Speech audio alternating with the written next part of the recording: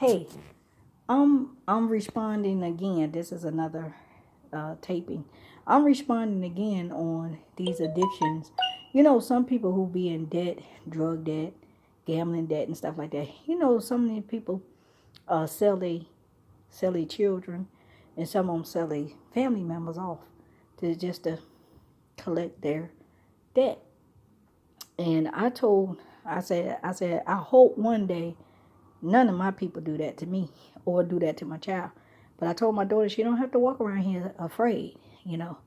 She don't have to walk around here afraid because I know one thing, I will tear the club up. I don't care. The police can watch me. The investigators can watch me. The whole national CNN can watch me. NBC can watch me. What's that? ABC can watch me. But I will tear the club up, you know. Because my thing is this. You went out here and messed your life up. And you now want to pay your debt off through me and my child. That ain't going to happen. You know what I'm saying? Now, you mess your life up. It's some way, somehow, you got to, now my daughter's father went out here. I don't know what he did, but in 2010 or 11, my daughter's father would come, and he was a truck driver. And when he was a truck driver, he used to ride from Toronto all the way from here. And I used to be scared for him to be with my daughter because you just never know what he's doing. So my niece called me and said, somebody's after Terrence. And I said, what do you mean somebody after Terrence? And all I know is he's a truck driver. That's all I know. I don't know nothing else, But I know how my family is. I know how they get down. And I know sometimes they run into, what could be something positive could turn out something negative, So I know how they get down. I know how sometimes desperation calls for, working in the streets. Do a little favor for somebody, and sometimes it get kind of interrupted. Things get kind of out of place, and next thing you know what I'm saying, you're getting in trouble.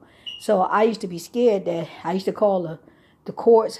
I used to tell the courts, look, my daughter's father, he has this, he's hooked up with these people. I don't want, people getting truck jobs, people getting all these jobs, right? And I call myself trying to help him because his grandmother just paid all of his tickets off. She had called me. This was in 2009. And he noticed that my daughter was singing. So I'm thinking he's connecting probably his debt off or whatever to my library or to my singing or whatever.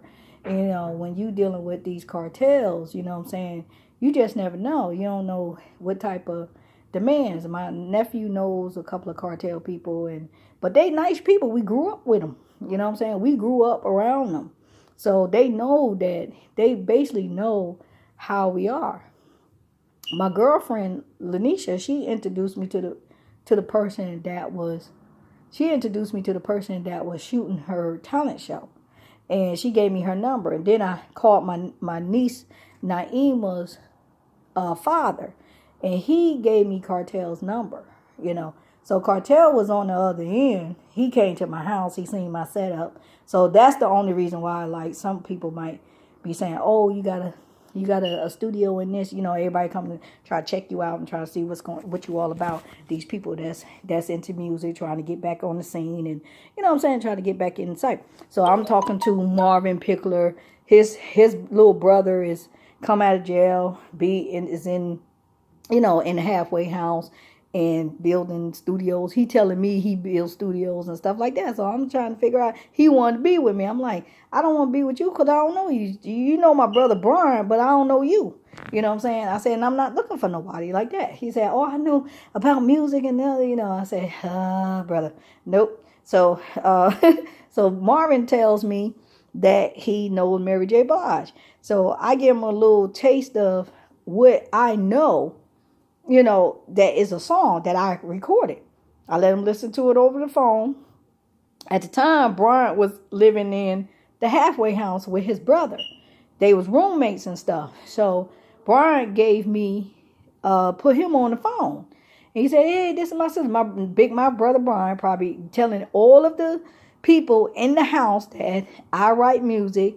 My name's Sky Dream Lyrics. So everybody knew who I was. You know what I'm saying? So take that connection and add it to everything else. Or might be why a lot of people was like, you know, trying to bad my name and stuff like that, you know. So I'm thinking, so try to call Miss Cece in 2008, try to give her, see if she was looking for, because she had just signed, I had just sent her a young girl's information, so that, because, you know, maybe, you know, talent night or whatever, you know. So I said, Miss Cece, this young girl right here, she's real nice and stuff like that. Her name is Azaria.